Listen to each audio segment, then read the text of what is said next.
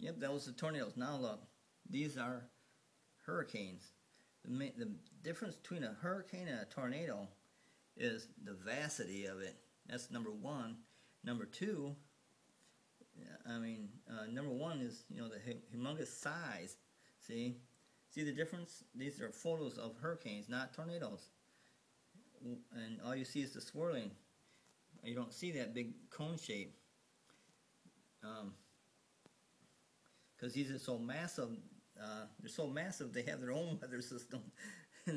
They develop their own weather systems, and they develop other tornadoes around it, because they make the weather right for tornadoes, and then they got the spinning air anyway because of the hurricane.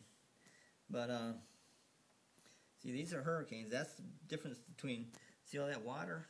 That's the difference between tornado and a hurricane. The mass size of it. And hurricanes are always developed over oceans. Only oceans.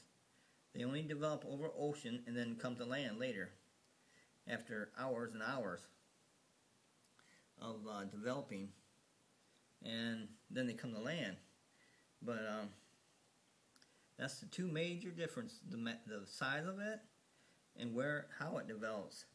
It develops through water change, water temperature change, and where tornadoes develop through atmospheric changes. It's all atmospheric, tornado, and hurricane is all water and atmospheric that it creates, because it's around a large body of water, which is called the ocean. Hurricanes can only develop over oceans, not lakes, not like those lakes around Michigan where I live. A hurricane cannot develop over that because it's not enough water. An ocean, on the other hand, has enough water. And when ocean changes temperature, that's a lot bigger deal, and changes a lot more area, and that's how a hurricane is developed. And then it travels, just like a tornado does. But a hurricane can't be a hurricane without a body of ocean, without water being the size of an ocean. So therefore, lakes cannot create a hurricane. Only a body of water as big as an ocean. See the difference between a tornado image and a hurricane image? They're totally separate. They're totally different. But the Fujita scale is the same, because that involves whatever wind pressure you have and damage it causes. It doesn't matter if it's a hurricane or a tornado. They're both wind and the damage. They're both do the same thing. Except a hurricane is much more massive and takes a lot more time to develop. Where a tornado can be a matter of minutes. Once a supercell, a thunderstorm, supercell, it has to be a supercell to create a tornado. But once there's a supercell, then a tornado can create in a matter of minutes. It can create right down on top of you, wherever you're standing. And you might not even see it, because there probably won't be any debris at first.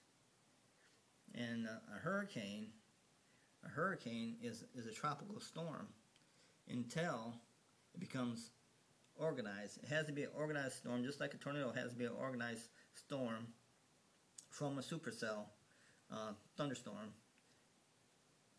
Just like a tornado, the hurricane has to develop through a tropical storm and make itself organized, where all the winds are spinning one way, and then it's called a hurricane. A tropical storm is called a hurricane after the winds are organized and going in one direction. just like a tornado. It can't be a tornado until the winds are going all in one direction. And they start the winds start out horizontally on a tornado, and then they rotate and get organized horizontally, and then go vertical, and then the vertical tornado that you see is a tornado.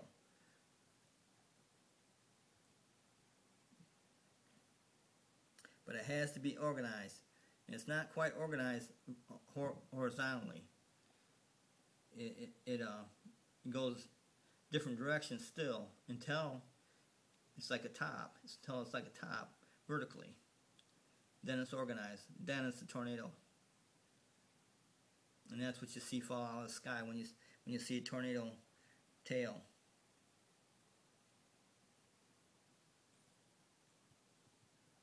And tornadoes come from the sky, and hurricanes come from the water, the ground. And then the atmospheric weather also has stuff to do with it, because a hurricane is so massive, it has its own weather system.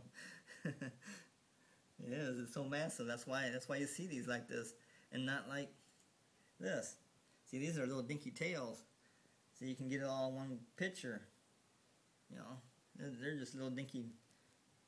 Compared to a hurricane, these are dinky storms, and they don't last nowhere near as long as a hurricane does. But it takes a lot longer for a hurricane to develop, though, where a tornado can develop in minutes. Once there's a supercell thunderstorm.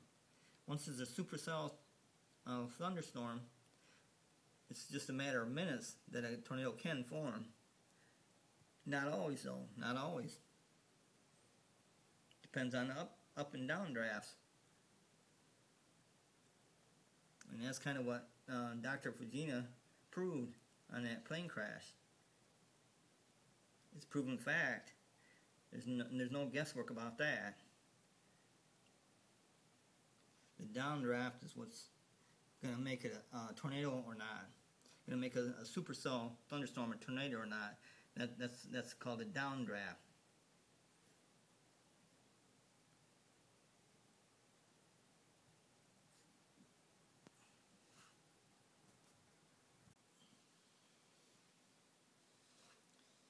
Here's a question for you. How do you steer a hot air balloon? How do you steer one? You don't got nothing to steer it with other than this is how you steer it. And it's by altitude. At different altitudes, winds blow at different directions. So, you get to the right altitude, you get to the right wind direction. And that's how you steer in a hot air balloon.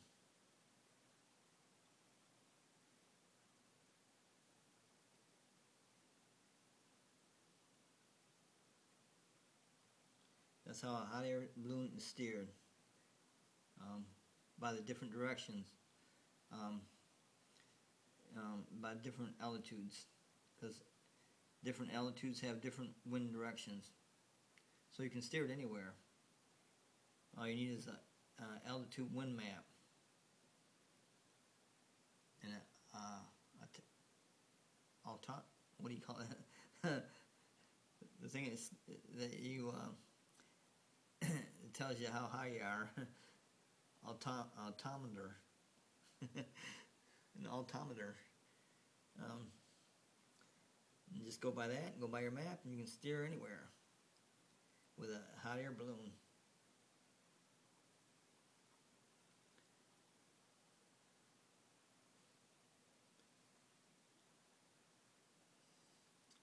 And then there's a thing called the jet stream. The jet stream, they're now saying, now the meteorologists are saying that you can tell by the jet stream if your state will have a lot of tornadoes or hardly any tornadoes. You can tell by the jet stream and the crossing winds of the jet stream. So I guess they're a big factor in knowing if your state is going to have tornadoes in a certain amount of time, like within a month or a couple months, within a couple months or a month. And you can tell by the jet stream. I'm not sure how wide the jet stream is. It's probably a few miles wide or a mile wide, and it's an organized stream of air. It's an organized stream of air, sort of like the tornado in the hurricane. It's organized, going one direction. So a jet stream is going one direction horizontally instead of vertically, like both the tornado and the hurricane. The jet stream goes horizontal, and then the other winds go horizontal across the jet stream. But they're saying that you can predict with fairly good accuracy that if your state will have a lot of tornadoes during the tornado season or not, and in certain point or time periods, like I think a month, because the jet stream changes. So if you don't change much and it goes across your state, then your state will probably have a lot of tornadoes, and they'll be hard tornadoes, like the F5. Because the jet stream is also an organized stream of air. It's horizontal. It goes all the way across the United States. Well, it goes all the way around the world, I guess, but it goes all the way across the United States.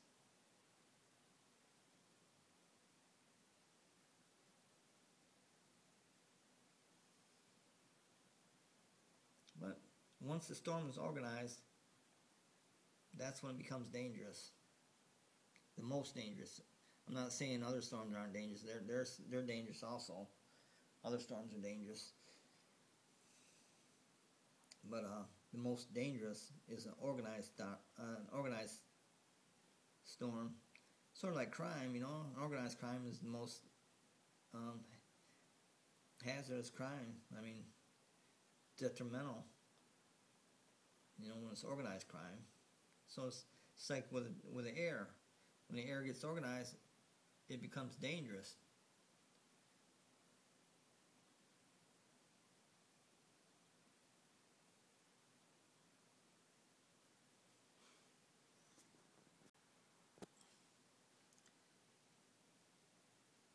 See,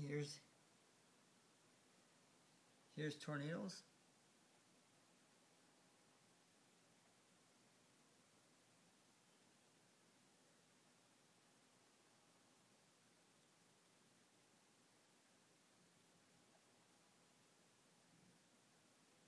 There's tornadoes, and right there's hurricanes. That's the big difference.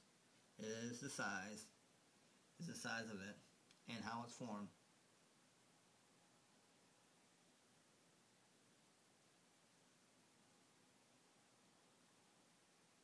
If you don't want to get hit by a hurricane, don't live by the ocean or near the ocean. Don't live anywhere near the ocean. Lakes are fine. A lake is fine. You can live by that. But if you don't want to get hit by a hurricane, then don't live by the ocean. And you should have no problem. Unless it's a humongous hurricane that goes all the way across the United States or the world.